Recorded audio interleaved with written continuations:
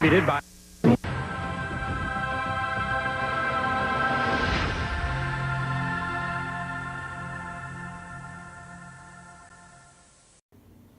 Welcome to our special, the 1990s Best Decade, Minutes Until New Year's. We will feature highlights from domestic politics to foreign affairs, as well as social and cultural aspects from this decade, as we anticipate the turn of this century. So ladies and gentlemen, without any further delays, let us begin. Now let me guide you to my comrade Luke. Thanks, Abdul. Tonight we are going to start off by discussing American politics. Throughout the 1990s, domestic policies became a very important and controversial issue between moral debates, racial issues, and various political conflicts. We're going to get things rolling with the man in charge. That's right, Bill Clinton. The election of Clinton in 1992 precipitated a period of congressional cooperation.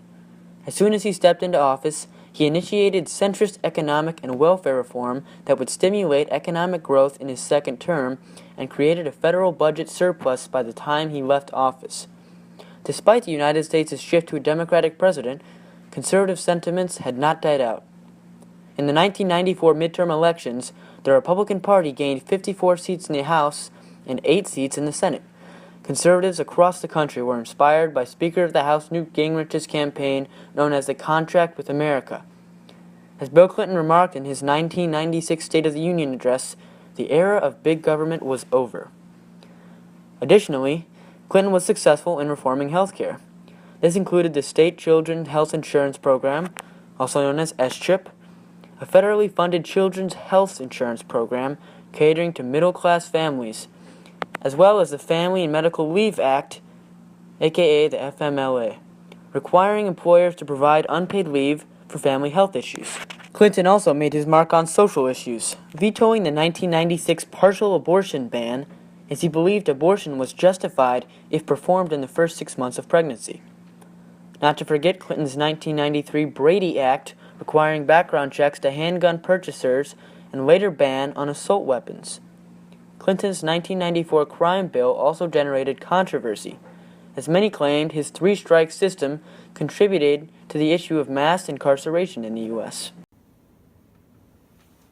Oh, speaking of controversy, I should note that President Clinton had his share of scandals, admitting in 1997 to indulging in sexual relations with former White House intern Monica Lewinsky. Clinton was impeached for perjury and obstruction of justice for lying to a federal court regarding his affair. That's okay, Mr. President. You certainly had your impact on the domestic sphere in the 1990s. However, the 90s also sparked a period of stormy race relations and hate crimes. Acts of discrimination against African Americans, homosexuals, and other minorities persisted throughout the decade despite the abundance of anti-discrimination legislation passed by Bush and Clinton. In 1992, a series of riots in Los Angeles broke out after 4 police officers were acquitted of arrest for beating an innocent, intoxicated African American motorist named Rodney King following a high-speed police chase. Another event that contributed to the racial turmoil of the 1990s was O.J. Simpson's murder of his wife Nicole Brown. While many found the decision finding Simpson not guilty immoral, many African Americans feared authorities would change their mind in favor of O.J. Simpson.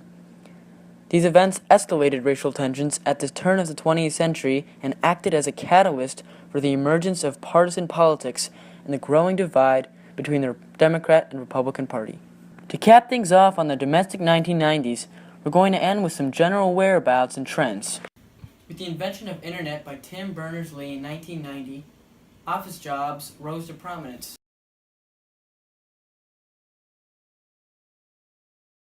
as well as technology-based culture.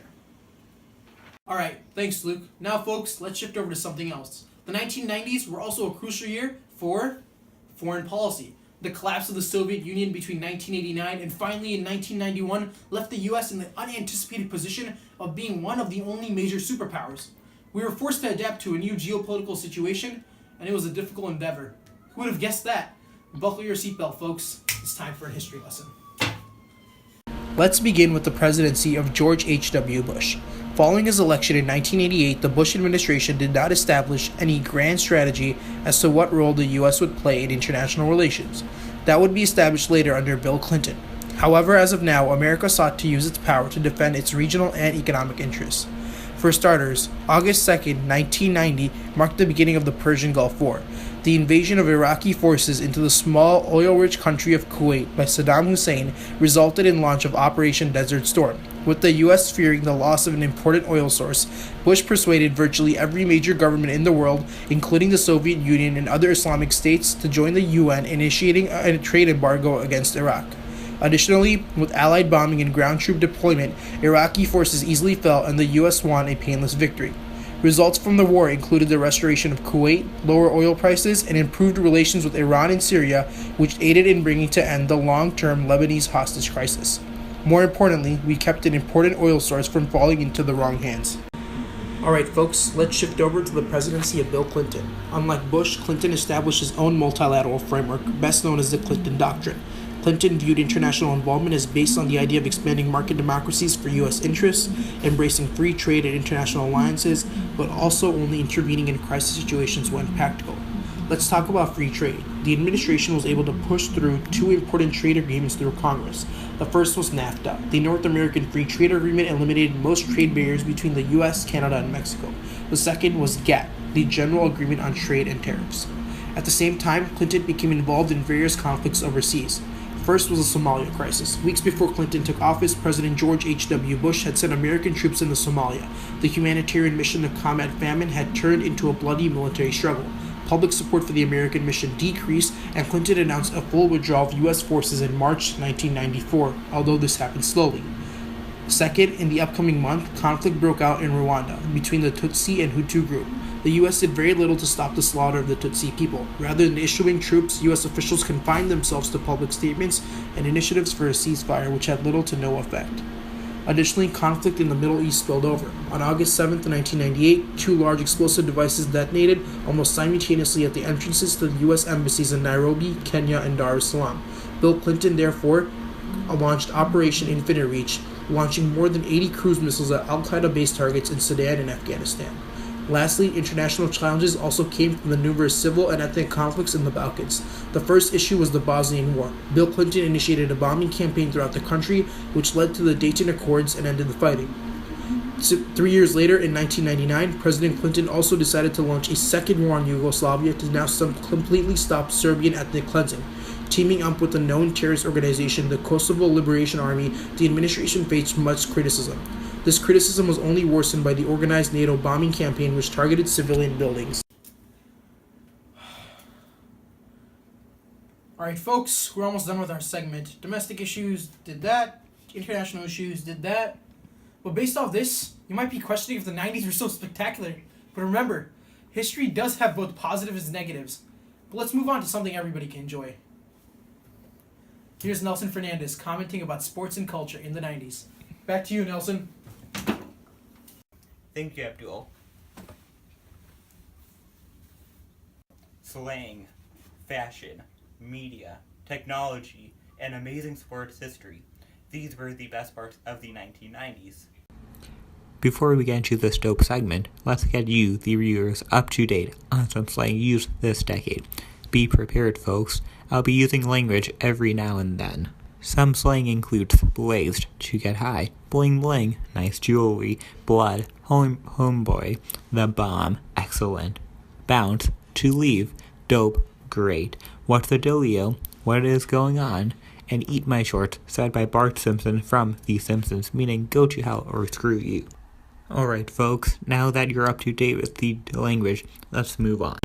The 90s is arguably known as one of the most fashionable decades. The fashion during the time focused on being comfortable and its functionality, rather than making a style statement. The jewelry was dope, as people styled by wearing combat boots with bandanas or high-waist ripped jeans. Additionally, plaid work clothes were the bomb.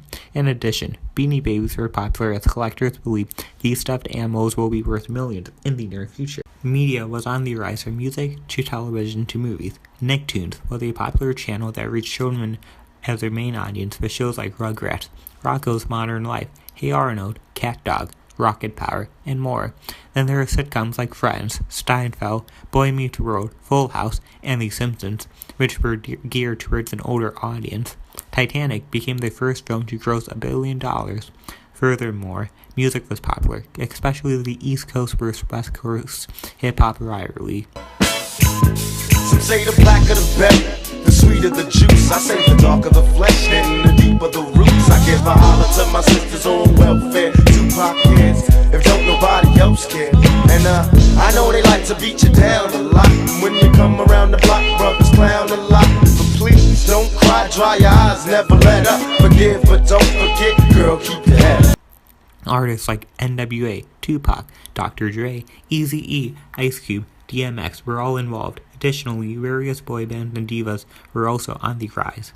Rising technology such as the Walkman, boombox, and development of the internet made communication between people easier and further grew the music industry. Similarly, Windows 98 and AOL became popular and led to people becoming more technologically savvy due to this revolution, and our future looks bright with the advancement of new technology. And lastly, sports. Aside from the 94 FIFA World Cup hosted in the U.S. with Brazil's victory and the 94 Major League Baseball strike, the 90s was all about Michael Jordan and the Chicago Bulls. This basketball organization created a dynasty in the NBA with a championship from 91 to 93 and from 96 to 98. Jordan, Pippen, and other teammates dominated the league for 6 years. In the summer of 92, Jordan and Pippen joined other NBA stars in the Olympics and were named the Dream Team, and they won by an average of 43 points and brought home the gold. The U.S. team was comprised of professional athletes which were not previously seen due to their contracts. The Dream Team paved the foundation for professional basketball players to participate and led to the rise of competition and endorsement in the Olympic world. With increasing popularity of basketball and certain players, the 90s were a time when athletes began to be paid a lot more by including salaries and endorsements, like Air Jordan shoes.